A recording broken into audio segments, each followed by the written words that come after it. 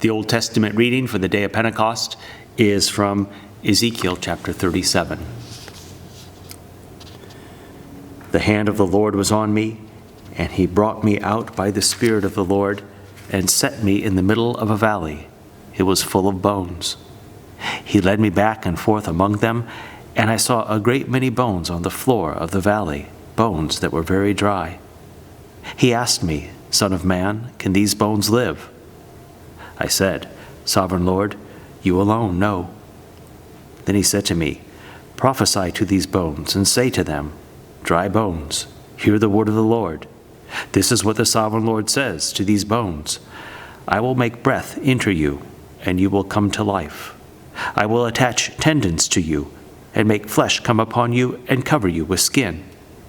I will put breath into you, and you will come to life. Then you will know that I am the Lord."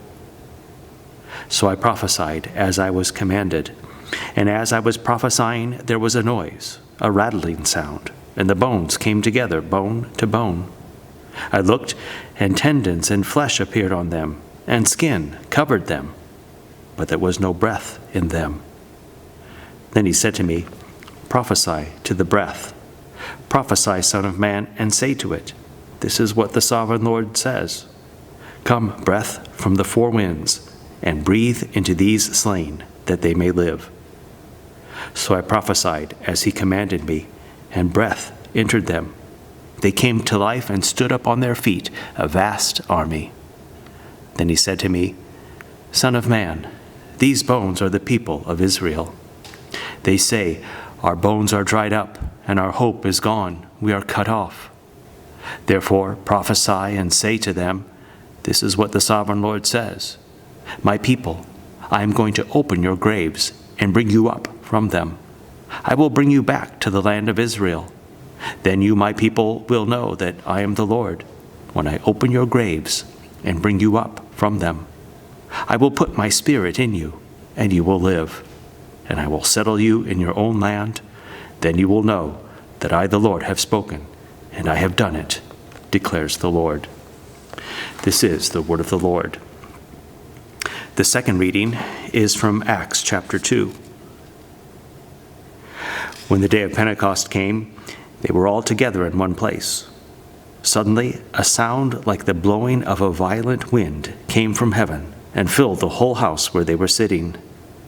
They saw what seemed to be tongues of fire that separated and came to rest on each of them. All of them were filled with the Holy Spirit and began to speak in other tongues as the Spirit enabled them.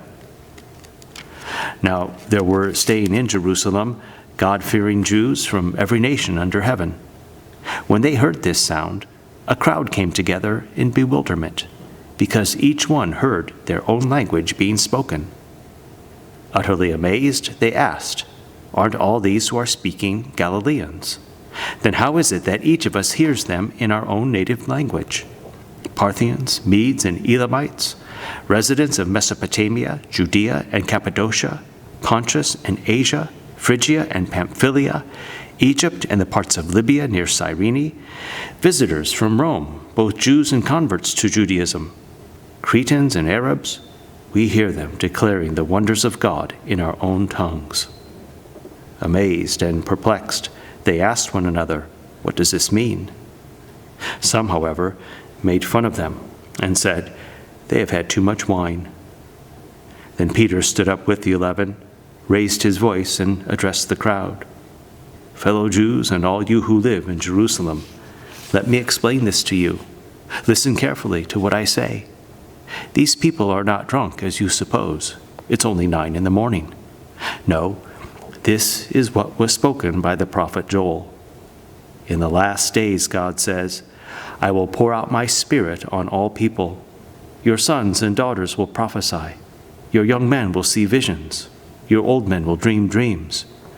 Even on my servants, both men and women, I will pour out my Spirit in those days, and they will prophesy. I will show wonders in the heavens above, and signs on the earth below, blood and fire and billows of smoke. The sun will be turned to darkness and the moon to blood before the coming of the great and glorious day of the Lord. And everyone who calls on the name of the Lord will be saved. This is the word of the Lord. And the gospel reading is from John, chapters 15 and 16. Jesus said, "When the advocate comes, whom I will send to you from the Father, the Spirit of truth who goes out from the Father, he will testify about me.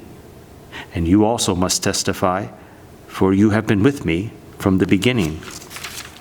I did not tell you this from the beginning because I was with you. But now I am going to him who sent me. None of you asks me, where are you going? Rather, you are filled with grief because I have said these things. But very truly I tell you, it is for your good that I am going away. Unless I go away, the advocate will not come to you. But if I go, I will send him to you. When he comes, he will prove the world to be in the wrong about sin and righteousness and judgment. About sin, because people do not believe in me. About righteousness, because I am going to the Father, where you can see me no longer. And about judgment, because the prince of this world now stands condemned. I have much more to say to you, more than you can bear now. But when he, the Spirit of truth, comes, he will guide you into all truth. He will not speak on his own. He will speak only what he hears, and he will tell you what is yet to come. He will glorify me, because it is from me that he will receive what he will make known to you. All that belongs to the Father is mine. This is why I said, the Spirit will receive from me what he will make known to you.